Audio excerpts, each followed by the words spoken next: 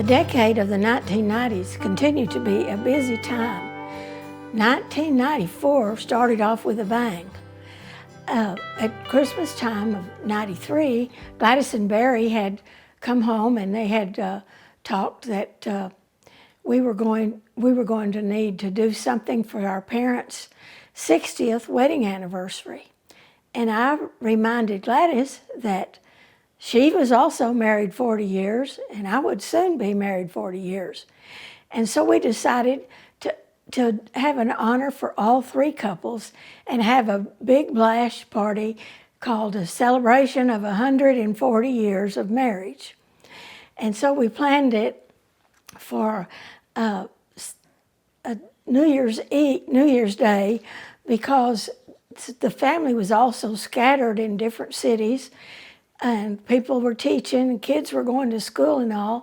We knew everybody would have that time off. And so we had a big celebration, a dinner dance at the Elks Lodge in San Angelo. When the invitations went out, they were funny because Ted had them made in Waco, and when he took them to be printed, the girl that waited on him said, 140 years? I never heard of anyone being married that long. And he said, well, look at it, my dear. It's three people. Two of us are 40 years and one 60. Oh, okay, she said. So she said it'd be ready about 5 that afternoon. And when he went back for them, he said, I came in for my invitations. And she said, what invitations? He said, you know, the 140 years of marriage. She said, oh my goodness, I never heard of anybody being married that long. And he said, about that time, the manager came out and said, I'll wait on him, and brought me the stuff. And he said, these young kids don't know much. Well, that was funny. But we did have a wonderful time and we had lots of friends and family there. Mama and Papa danced their 60th anniversary to the anniversary waltz. And Ted and I danced to Waltz Across Texas. And Gladys and Barry, of course, who had lived all around the world with him being the Seabees, they danced to Could I Have This Dance for the Rest of My Life.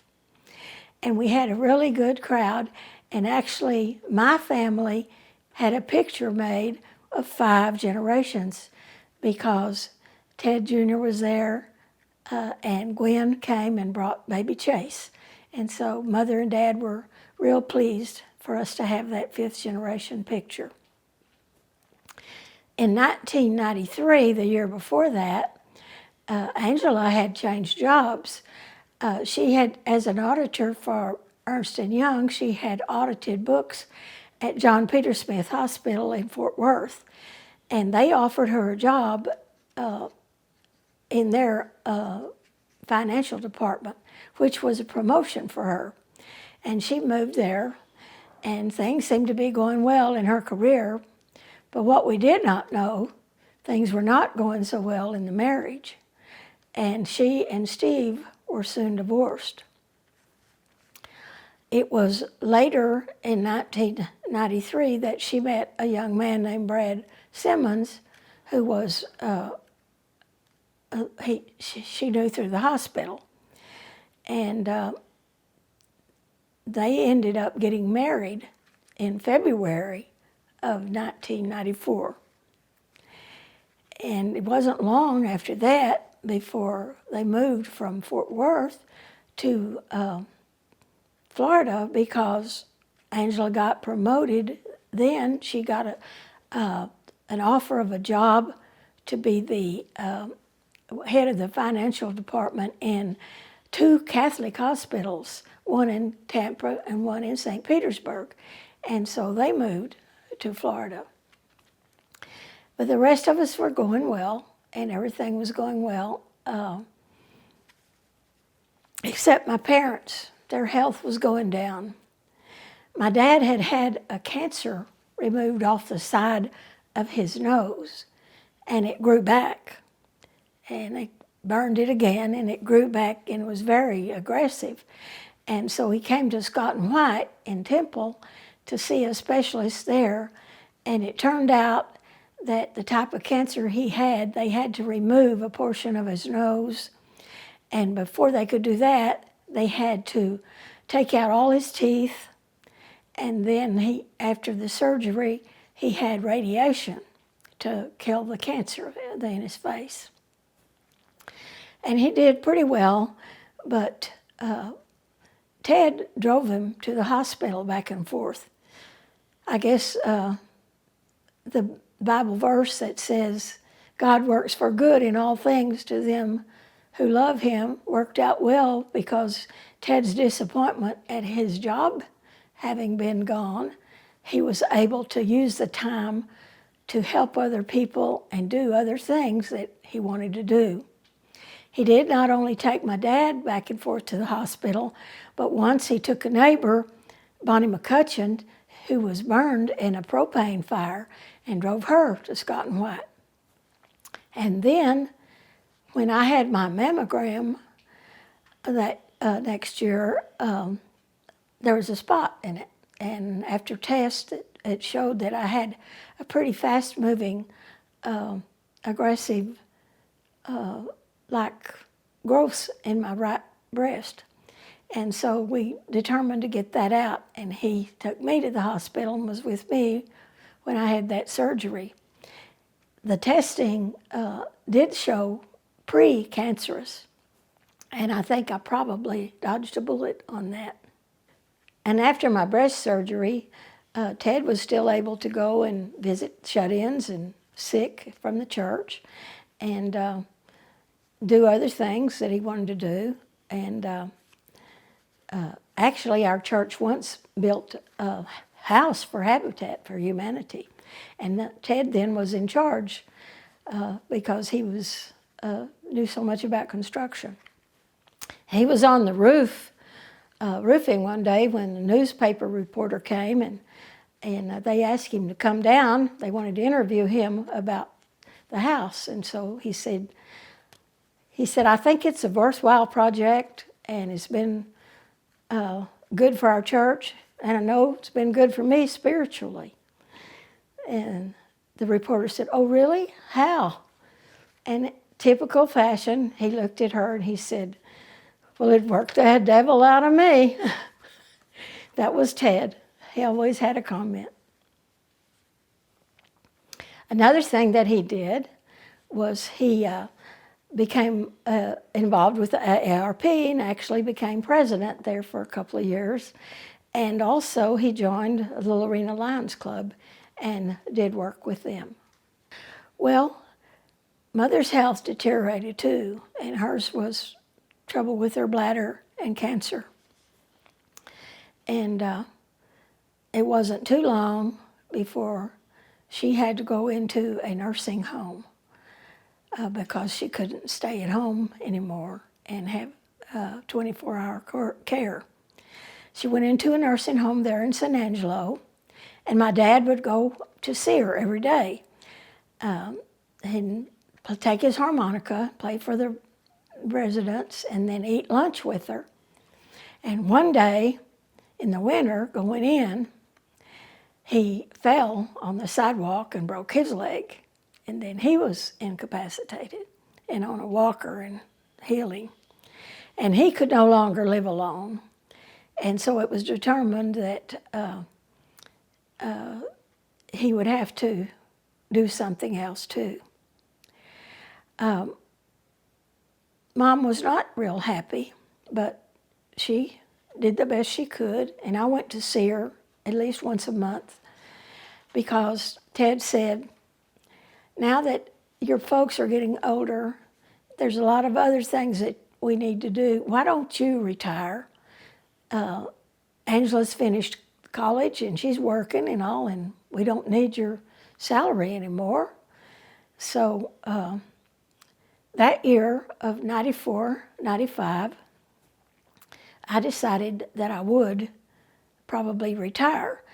And I did win one more award that year. When we took the kids to History Fair, the Baylor had come up with a new award to honor the teachers who had, the students that had the most winning prizes in the history fair, and it was a traveling plaque to honor Calvin Smith, who was retiring from the history department, and it would be a new name on the plaque each year of teachers coming to history fair, because he had been very involved in that.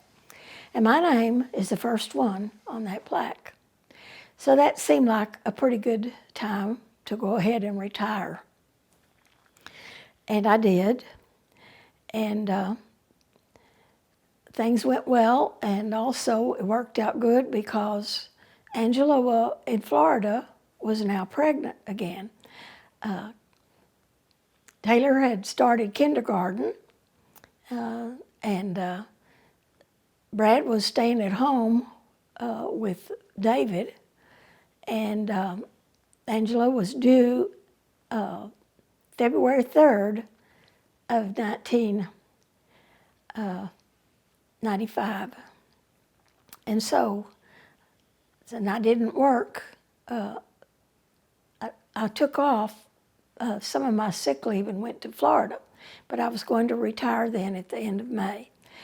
But when I went, she took her time about being born. I flew over there on the 1st of February thinking she would be born 2 or 3 days. She didn't come till the 18th of February, so I'd already been there 3 weeks. And then when we brought her home from the hospital, Angela said, "This baby is not nursing right." She had nursed her first 2 babies, and she knew what it was like. She said, "She's not latching on to the breast." And she began to cry and was hungry, and went back to the hospital, and they discovered she did not know how to suck. So over 8 pounds, she went into the NICU and stayed there while they taught her how to suck. The doctor said he was sure she would be fine, but that when she got time for her to learn to read, to watch her, because she might have trouble in learning to read. I don't know what part of the brain that all connects to, but they made that caution. So that was February of 96.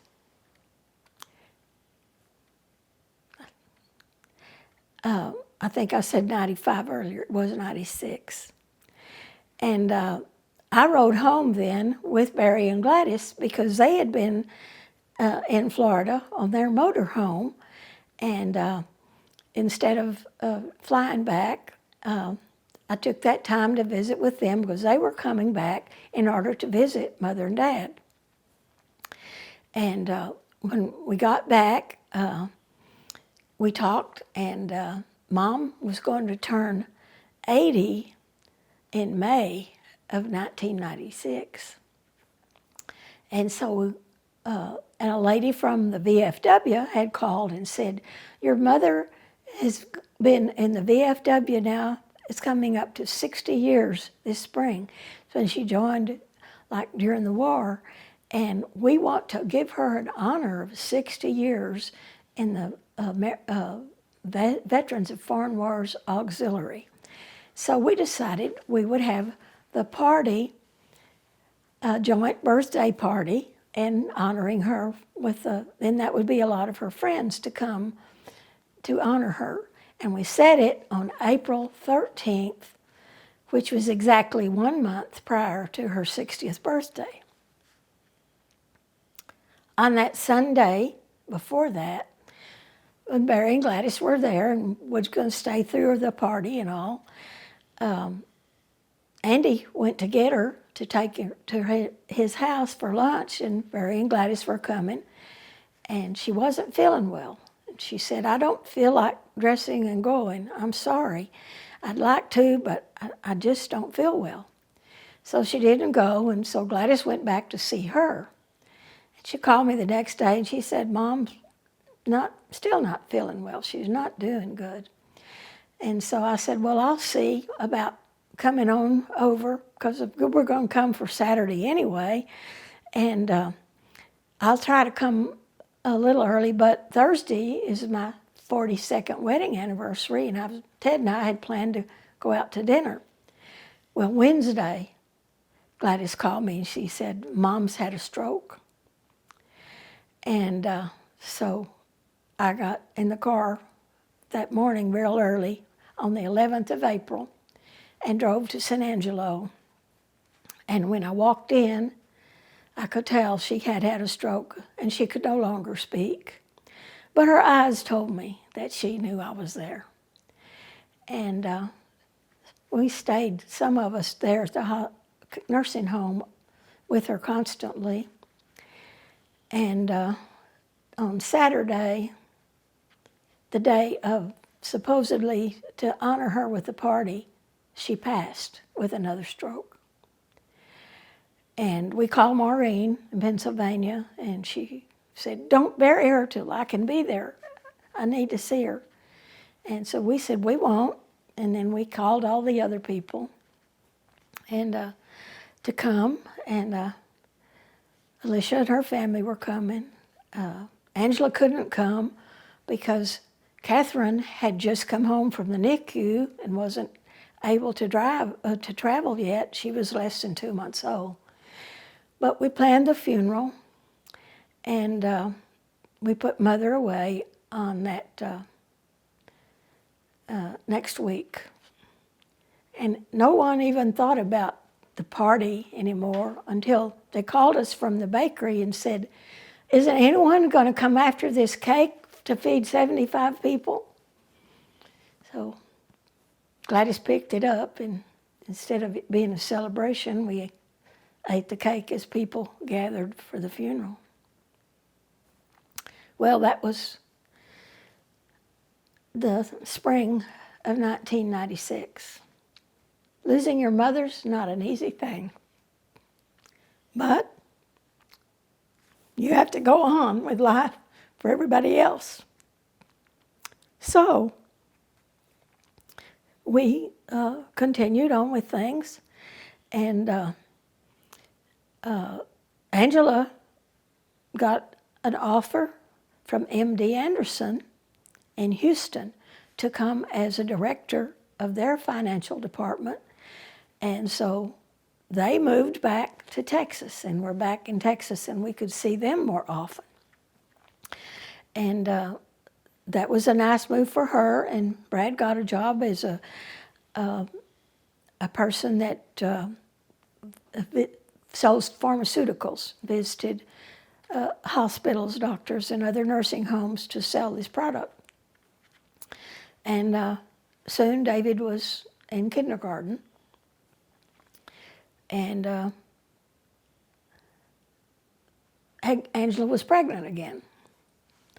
And so this time was 1998. But before that happened, in 97, one morning early about 6:30, the phone rang. Ted answered it, and it was Alicia.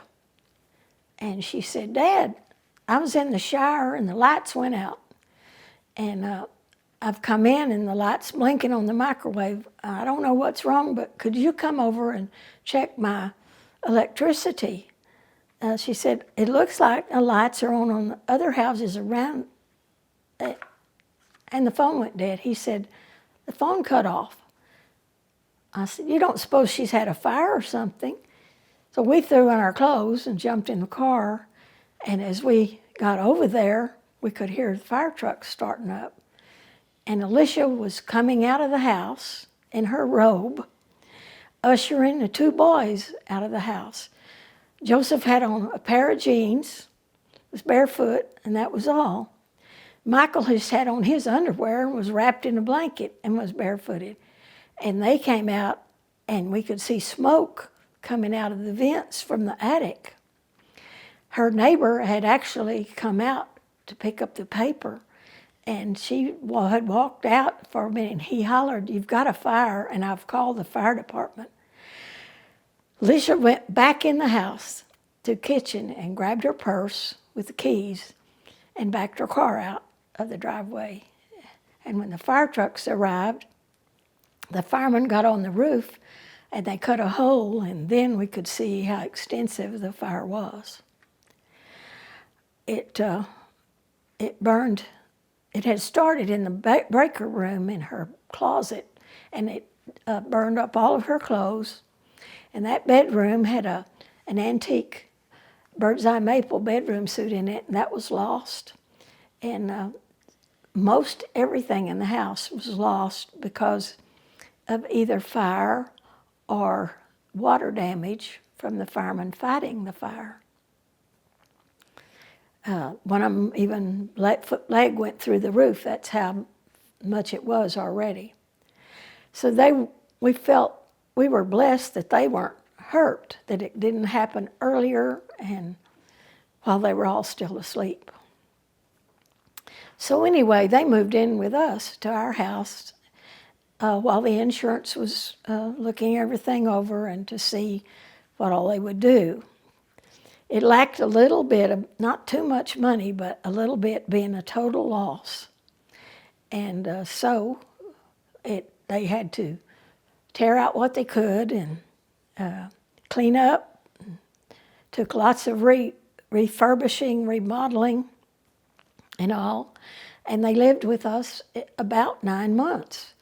The boys would go on to school and ride home on the school bus in the afternoons. And Ted went over there every day as an expert and made sure that they did things right, that they were making her house better than it had been. They remodeled and changed some things up, and it turned out to be a beautiful home, and that worked great. And so that was a good time, and the boys, I think, enjoyed being there. Joseph was playing football and playing in the band, and Michael loved coming over in the afternoons and climbing the trees. And once he missed the school bus. This was a funny thing. He called, and Ted had answered the phone, and I heard him say, "Oh, Michael." And he said, "Well, okay." And he turned and looked at me, and he said, "Michael missed the school bus." Said I started to fuss at him, and he said, "Granddaddy, don't fuss. I missed the school bus. Just come and get me. Just deal with it." So when Alicia got home from work that day, he said, "Your son told me today to just deal with it," which he did. He went after him. One thing that had happened with Michael while he was in school, when he was in kindergarten, was that when Ted had gone to the Lorena Bank to check on his watches that were in the safe deposit box there, he saw a sign that they were giving away a special stocking, huge stocking for Christmas to their students. So sign up for it. So he stood there and signed up every one of the grandkids' names and stuck it in there with our telephone number on it. And lo and behold, the day before school was out, on kindergarten that year, for Christmas break, the phone rang, and it was the Lorena Bank saying that Michael Nikosha's name had been drawn for the stocking. So Ted got all excited, and he went out and got in the 1926 touring car and drove to elementary school and picked Michael up and drove him to the bank, and they got the stocking. And then he tied it on the side of the car, and it was so funny. He drove back to the school just as the buses were loading, and honking, "Ooga, ooga," and all the kids were waving and cheering for Michael that he had won the stocking. And that was a fun thing that happened there. Well, they got back in their home after the fire, and our family continued to grow. Angela had the new baby, and that was Maddie, who came along. And Alicia brought her daddy to see the baby. I had already gone to help with the other children while the baby was born. Ted didn't look good. He had kind of a gray color. And I said, your daddy doesn't look like he feels well. And so I came on home as soon as I could. They left them, and also our family was continuing to grow because Gwen had had 2 more boys by now, Tyler in 96 and Brady in 98. So we now had 9 grandchildren with Maddie being born and 2 more great-grands. That made 3 great-grandchildren. And we were coming up to our 45th wedding anniversary on April 11th. And the church had honored me by electing me as an elder along with Ted. And we were to give the communion and the offertory prayer together on Mother's Day that year, which was going to be quite an honor to have my husband and wife celebrate at the table together. But on our anniversary, the 11th of April, the kids had said, do y'all want another party? Ted said, no, you gave us one at 40, wait till 50. But they all did come, go to church with us, and have lunch. And that afternoon, Ted and the kids and Lisha and all of them were out in the yard. And then he came in for a drink, and he said, I'm not feeling too good. I think I'm going to lie down. I think I've got indigestion that lunch didn't suit me or something. Well, he lay down, and he didn't get to feeling much better. And they all went on home, went back to work. The next day, he still didn't feel good. And finally, after a few days, I got him to go to the doctor.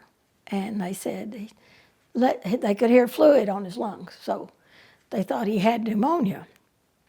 And they gave him antibiotics and sent him home.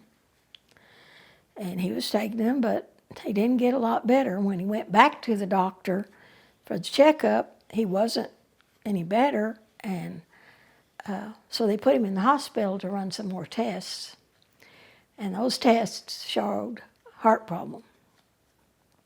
He had 3 blockages to his heart, and they decided he needed open heart surgery to clear those blockages. And I wanted him to wait a while because he was not strong, I could tell. But the surgeon had an opening on May 5th coming up. It was only one for 3 months. Ted said, I don't want to wait. I want to take that one and do it. And I said, well, if you waited 3 months, you get stronger maybe. And no, I might just get worse. And so tests indicated that he was strong enough to have it because they had drawn off the fluid out of his lung. I knew it was heart fluid whenever it came out because it was yellow like motor oil. It was different looking. So they scheduled the surgery for that May 5th. It was a Wednesday. And the day before, they ran some other tests to see if they thought he's still strong enough, and everything indicated that he was okay to have the surgery. And so that morning, I drove him to the hospital. We got in the car about 5 o'clock, and we were driving to Providence, and he said, he cut the radio off, and he said, I want to talk to you a minute. I said, I don't want to hear it. He said, no, listen to me. Be quiet and listen. If something should go wrong, don't you give all that money we've saved for retirement to the kids, because if you live as long as your dad has lived, you're going to need it. And then he just grinned from ear to ear, you know. That was the typical Ted. I like to tease. So he got there and registered, and Angie had come in with Maddie, and they came to the hospital, and Ted Jr. was there, and Alicia was there. And that was the hospital where she was working as infection control nurse. And he was checked in, and the preacher came, Steve Matson. We were all sitting there, and they started the surgery about 7:30 or 8. And periodically, they would come in and say he's still in surgery, he's doing okay. And one of my 80K sisters, Jean Martin, came and stayed with us the rest of the time. And Teddy was on the floor playing with Maddie. She was about 8 months old, and they were laughing and talking, and everything seemed to be going fine. We were praying, and finally, about 2 o'clock, they said, he's in recovery now. I see you recover. You can see him, just you, for just a minute. And the rest of you can see him later. So the preacher left, and Jane left, and I went back, and I saw him, and he was not awake, but I didn't expect that, but he looked okay, and I was so excited, and they said, you'll be able to see him again about 4:30 or so. And so I went back to the room, and we took turns getting something to eat, and 4:30, I got up and I said, I'm going back, and then I won't stay long, and you can see him. And as I started in and started to open the door to his room, the nurse grabbed me and said, no, you can't go in now. He's had a problem. And then they sent me back to the family room, and I told the kids, and the doctor came in and said he had arrested in recovery. But they had brought him back, and they were going to take him to surgery and try to put a pump on his heart. It looked like his heart was not strong enough to get him well. And what a blow that was. Ted was frustrated, and he took off, and I'll be back. He had quit smoking. He went outside and started smoking again. I was praying, Lord, let him live. Even if he's an invalid, I'll take care of him.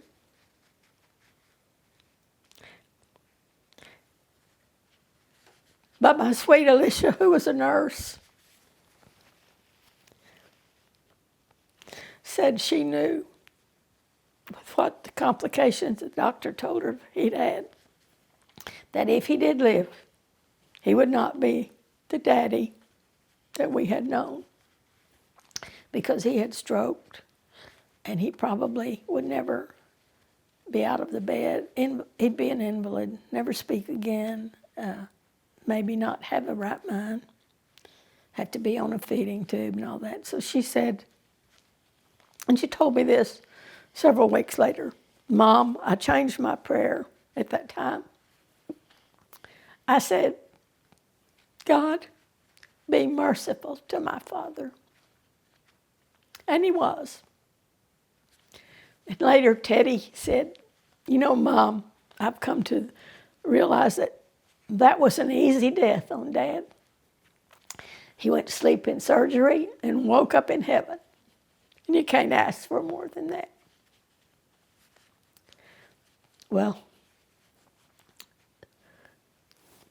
tried to go on with things, but I didn't take it that easy as they did.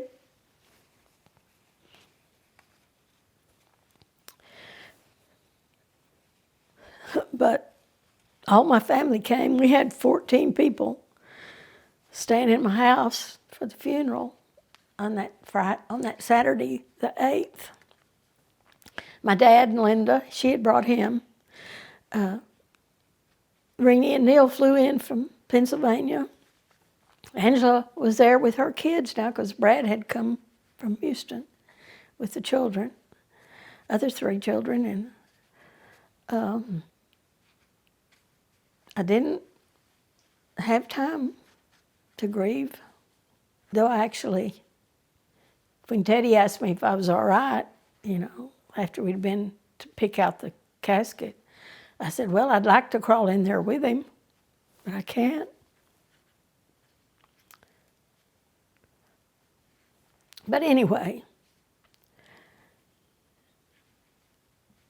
looking back now, Michael had the right attitude. When he went to school in September that year, after that April, his 5th grade teacher at middle school said, I want you all to write me a paper telling me about your life so I get to know you, know something about you, because she was a new teacher and she didn't know any of the kids. And she shared with Alicia, and Alicia shared with me what Michael had written.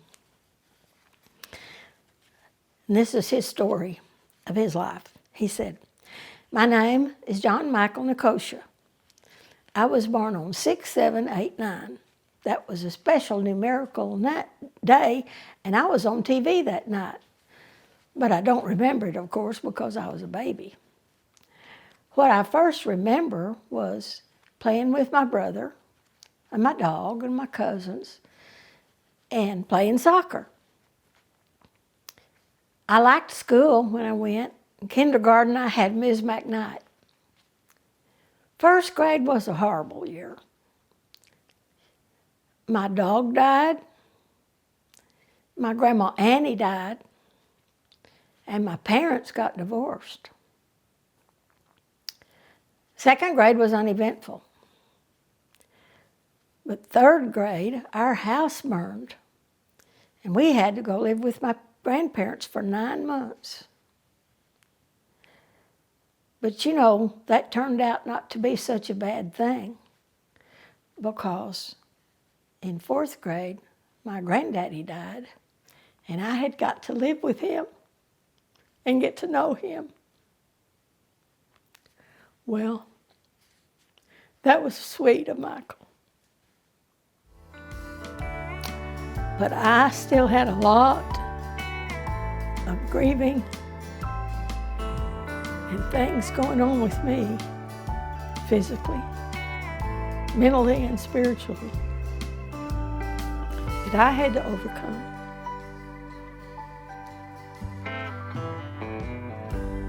And my next episode will be Living Without Ted.